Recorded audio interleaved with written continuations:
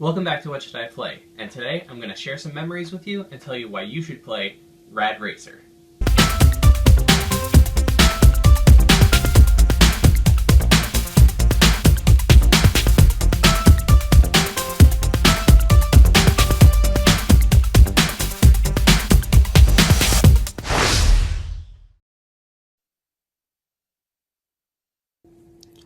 When most gamers hear that a game was developed by Square, directed by Hironobu Sakaguchi, and featured music composed by Nobuo Uematsu, their minds go to Final Fantasy.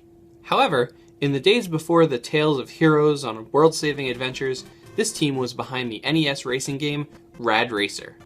Rad Racer was a midlife NES game released in 1987 to relatively good reviews. It was criticized for its similarities to Outrun on the Sega Master System, but certainly came away as the more popular of the two, at least at the time. In the game, you're racing against the clock in a checkpoint-to-checkpoint course, weaving through traffic on progressively more difficult courses, ranging from a sunny day along the coast to night driving with the city illuminated in the background.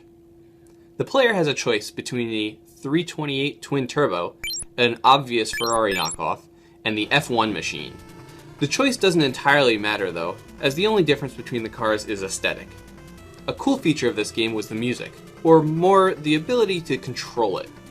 With the push of a button, you can change the background track mid-race, simulating the effect of scanning through radio stations.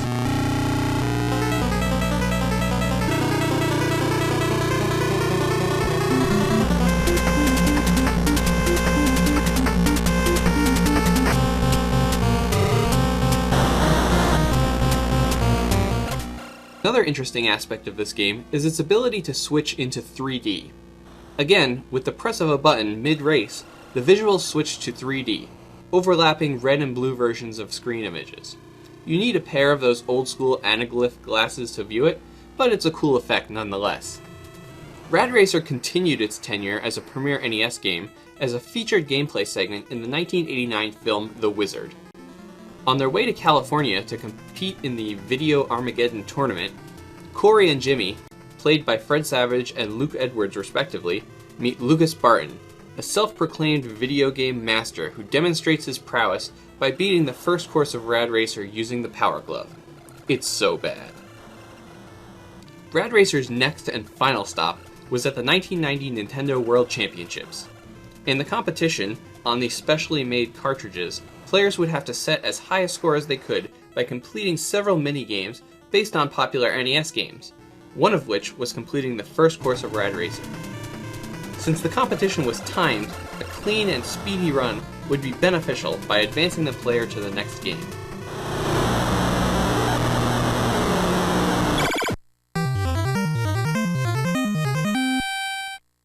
A sequel was released in 1990, and as it seems happens with many of the games I talk about, it did not fare well. It seems that its original competitor, Outrun, won out in terms of longevity, having updates and re-releases as late as 2015. Do you have any memories of Rad Racer? Or how about a game developed by a company that's usually known for one specific series? Let me know in the comments below.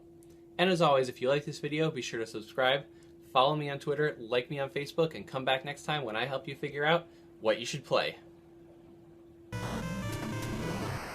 Click here to check out last week's episode.